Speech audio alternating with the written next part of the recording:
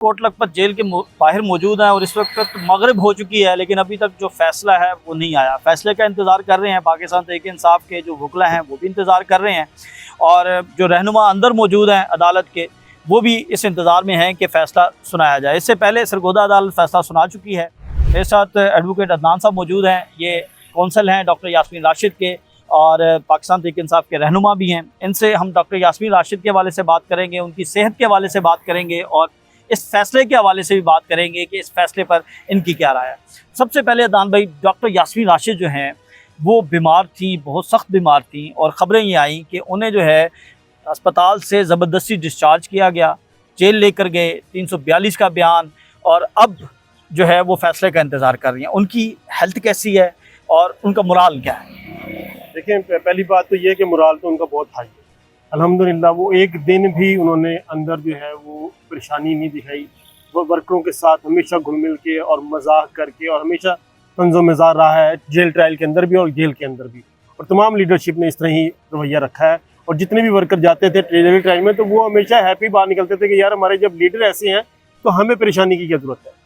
दूसरी बात ये उनकी सेहत आपको पता है कि वो कैंसर सर्वाइवल है, और उस वक्त भी जब वो कैंसर डायग्नोज हुआ था और ऑपरेट हुआ था, उसके बावजूद वो कोरोना के अंदर दिन रात काम करती थी, और उसके दरमियान वो उनकी वो कीमो भी हो रही थी, जिसको उन्होंने स्टेप इस तरह से अरेंज किया हुआ था कि जिस वक्त वो कीमो लेती थी तो 2 दिन वो वर्किंग नहीं करती थी, तीसरे दिन वो वर्क पे करती थी।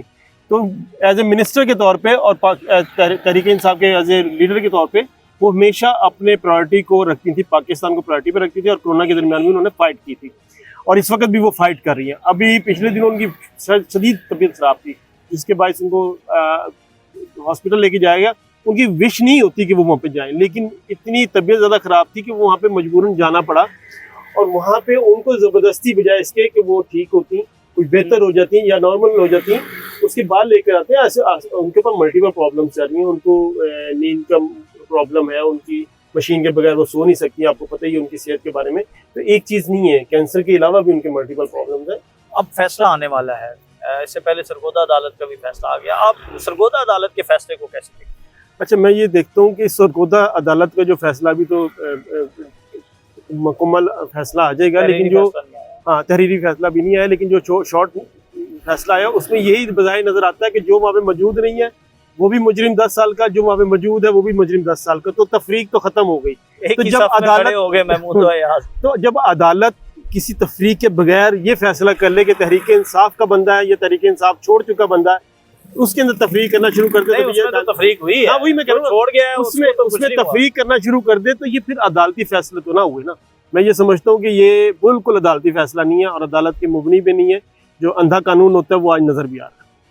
9 मई के हवाले से जो ट्रायल हो रहा है, इस पर आप क्या कहते हैं? मैं ये समझता हूँ कि जो ट्रायल हुआ है वो बेहतरीन ट्रायल किया है हमारे वकला ने, हमारे जो लीड कौंसल थे बुरहान मोज़म साहब ने, उसके अलावा परवेज़ ने और बाकी वकला ने बड़ी बेहतरीन तरीके से परफॉर्म्स किया है, और बाकायदा एक एक पॉइंट को डिस्कस किया, और जिस पॉइंट को डिस्कस किया वहाँ पे उनको खफगी मिली है और वहाँ पे पसपाई मिली है।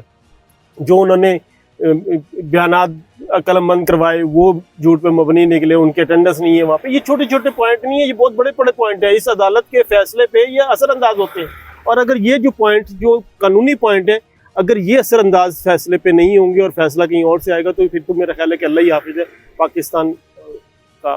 आप कानूनदान हैं, वकील हैं, रात के वक्त अदालतें लगना और ट्रायल इस तरह स्पीडी होना, इसको कैसे देखते हैं? अच्छा, मजे की बात ये है कि ट्रायल जो है वो 10 बजे 10:30 बजे तक चलता रहा है, और आज जो है वो फैसला उन्होंने सुनाना है, और वो किस वक्त सुनाना है अभी कोई टाइम नहीं आया।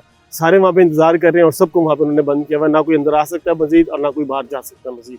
तो उन्होंने इस तरह किया हुआ है कि फैसला जो है वो या कहीं और से आएगा या जज साहब सुनाएंगे। वो मैं उम्मीद करता हूँ कि जिस तरह सरगोदा का फैसला है वो फैसला ना आए, मैं उम्मीद करता हूँ इंशाअल्लाह ताला। उम्मीद यही है कि पॉजिटिव फैसला आएगा, तहरीक इंसाफ के हक में फैसला आना चाहिए, और आएगा भी क्योंकि पॉइंट ऐसे हैं। लेकिन अगर नहीं आता तो इसकी कोई वजूहत होंगी, कोई प्रेशर होगा, कोई चीज़ होगी। चलें जी, हमारे साथ एडवोकेट अदनान साहब मौजूद थे, और ये 9 मई के हवाले से, सरगोदा के हवाले से और डॉक्टर यास्मीन राशिद की हेल्थ के हवाले से हमें बता रहे थे। हमें इजाज़त दें। अल्लाह।